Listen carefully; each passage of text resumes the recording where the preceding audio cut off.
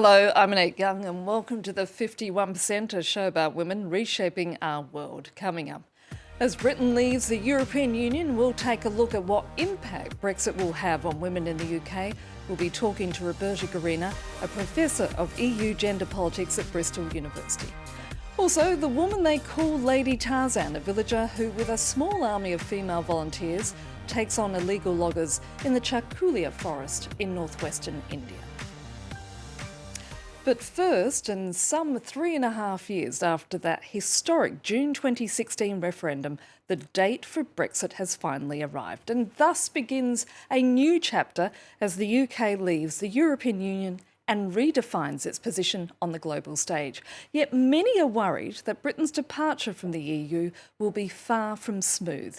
There are concerns it could lead to a recession with a loss of jobs, and particularly for women, and the rollback of many legal protections, as our team in London report.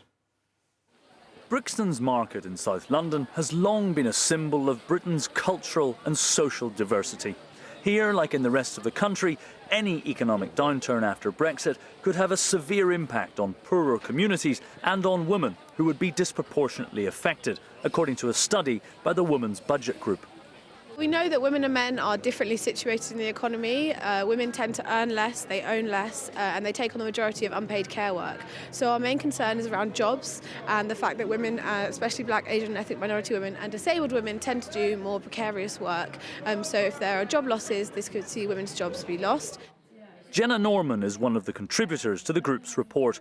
She believes that Boris Johnson's EU divorce deal puts women's economic and social rights at risk. The defining feature of Boris Johnson's withdrawal agreement was that it removed any legal protections against rollback of rights. And many of these laws, including laws that protect against maternity discrimination, sexual harassment, unequal pay, all have their inception in EU regulation and directives.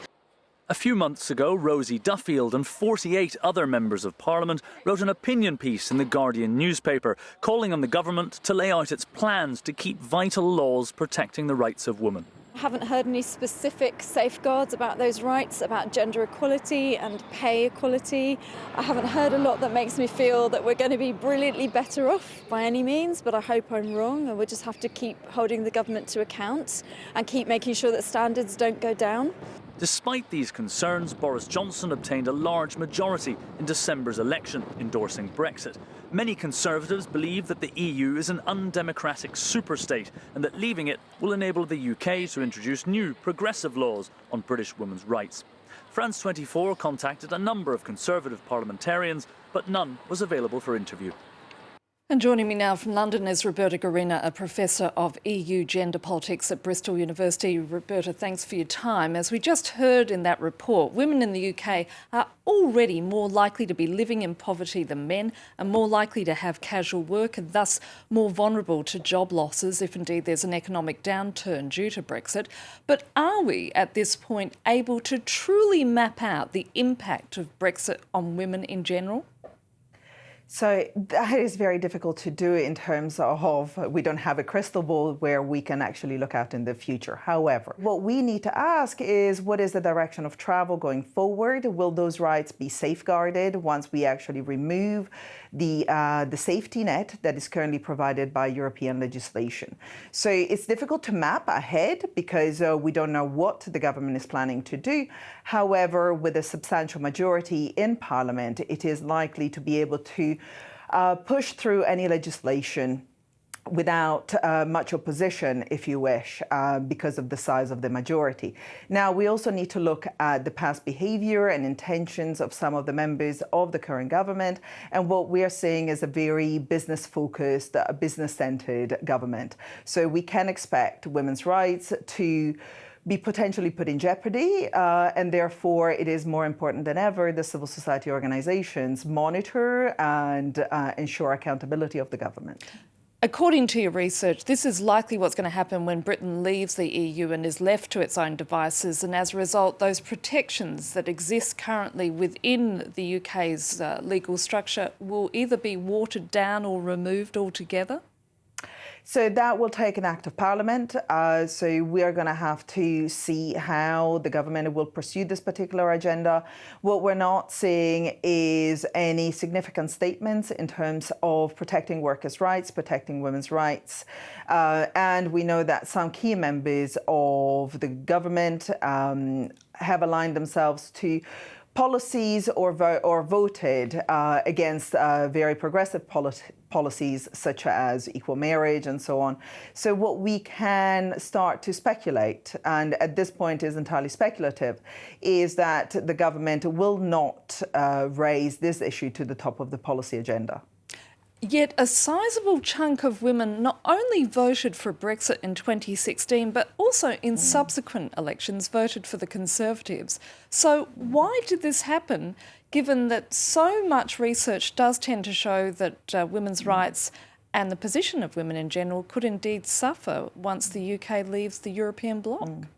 Perhaps the really big story from the 2016 referendum is that women did not actually vote to remain.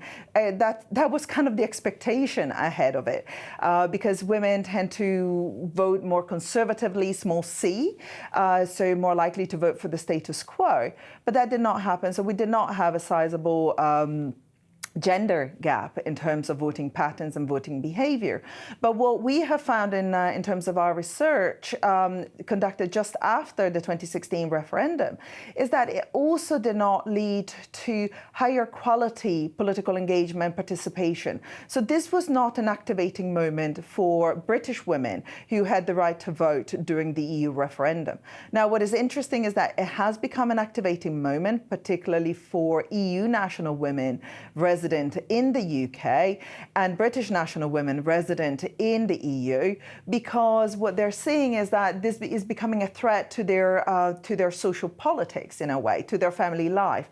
They're seeing their familial sphere, so their ability to reside either in the UK or Europe, under threat, and therefore are becoming much more activated. See, for instance, the work that women have done in relation to the 3 million campaign in the UK. Yet, Roberta, Brexit is happening and it's impossible to turn back the clock. So what needs to be done to protect women's rights and foster their economic empowerment? In terms of how do we protect women's rights and how do we engage women within with the political process more generally is the really important question that we need to address and go forward. In your report, you referenced the work of the Women's Budget Group, the Fawcett Society, are two amongst many civil society organisations that are now becoming very active within the UK. One of the key points to stress is that the European Women's Lobby, which is the pan-European civil society group that represents women's interests at the European level, has agreed to keep British civil society organisations represented within that. That is really important because it provides a platform for British NGOs, women's rights activist groups, to tap into a broader group of activists, a broader group of civil society organizations.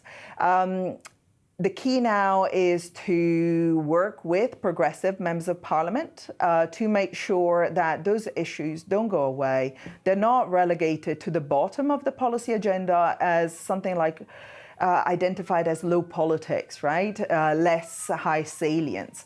This is something that needs to be maintained to the top of the policy agenda.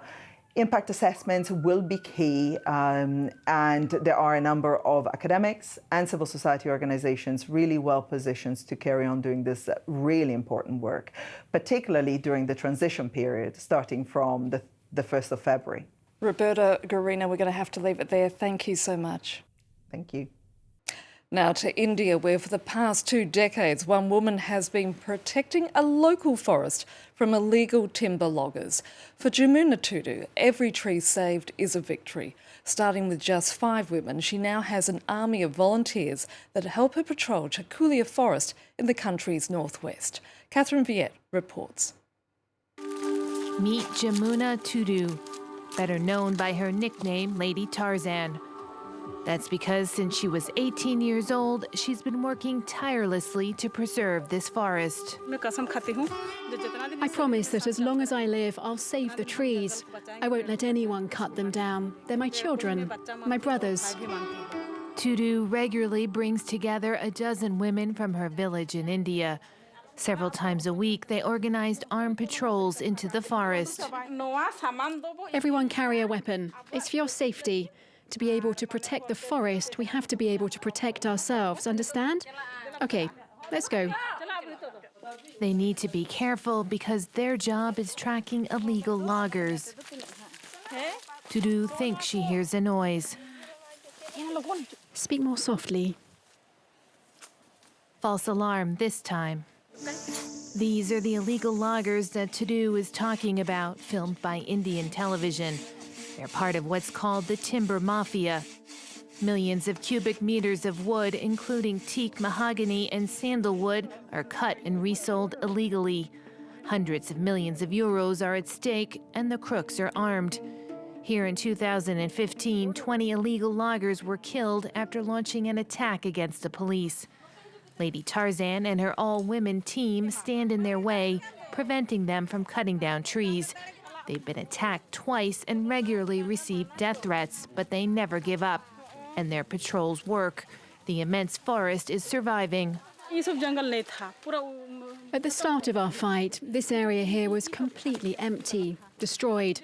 There were no roots at the base of this tree, and now see how it's growing. Look around at all the vegetation. The forest is again becoming a lush green place.